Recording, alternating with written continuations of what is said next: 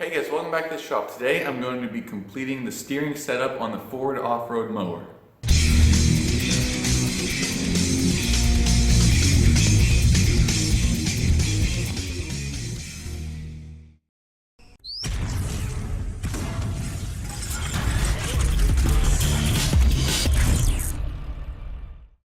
Okay, so now I need to work out the steering rod. This is the old one here.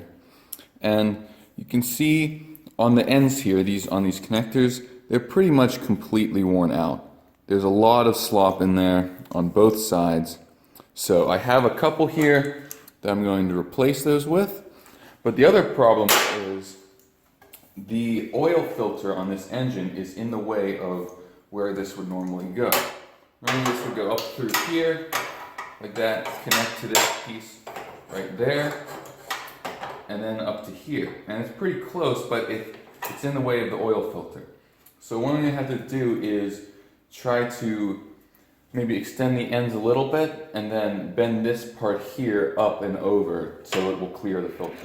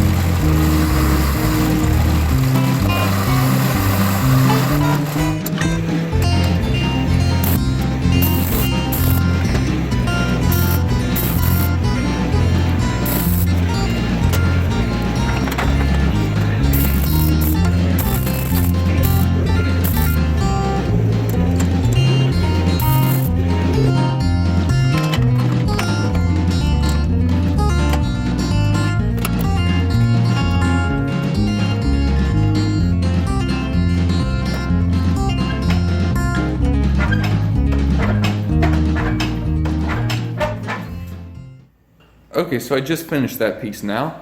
You can see I just cut it and bent it in a couple places to come up and over this oil filter now. It clears that nicely, and as you can see, it works really well too. So, what I'm going to do now is replace this piece right here, this tie rod connecting both wheels.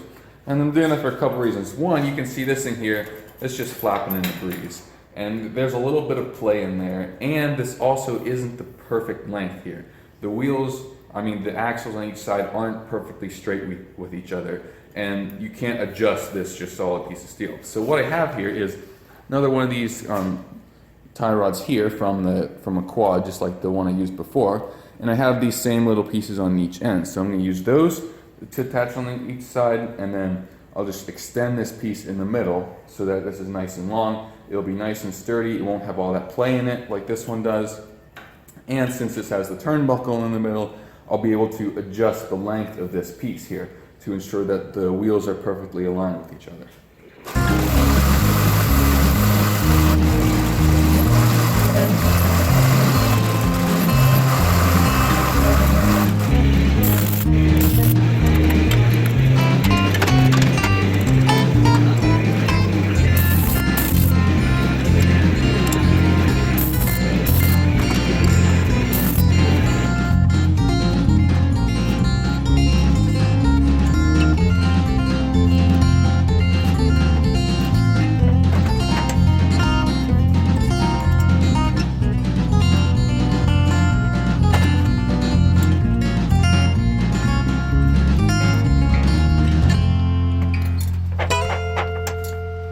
Okay, so I got the new tie rod in now. I'm really happy with how this turned out. There's no slop in it like the old one was.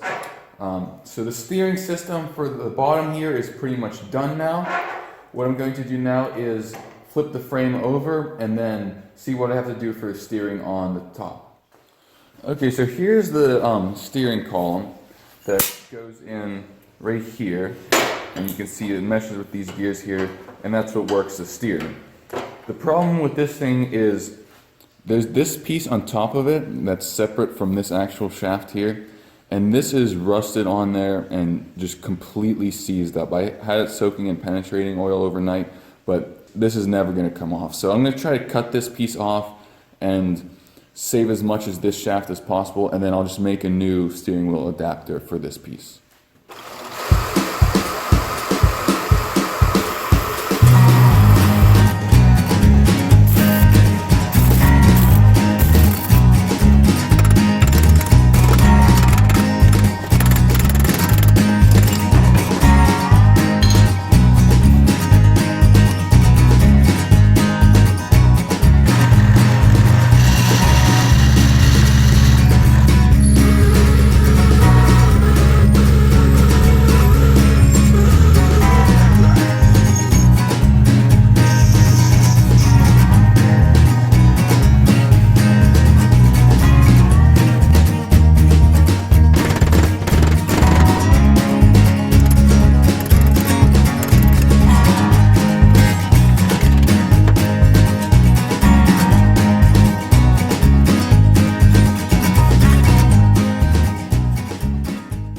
Okay, so as you just saw there, all I really had to do for this shaft was I took this piece off there, I sanded this to get all the rust off of there, and then you just saw me make that really thin brass bushing to go in here. And that worked really well. I'm happy with that. It took out pretty much all the slop of this piece right here, since that plastic piece in there was pretty worn out. But I'm really happy with that. So yeah, that's pretty much the completed steering system. You can see now when I turn this piece, the steering down there turns as well. And the only thing left to do eventually for the steering will be to put a steering wheel on there. I just don't have a steering wheel at the moment, but once I do, I'll put that on. So yeah, that's pretty much all I have for you for today. Thanks for watching, and I'll see you next time.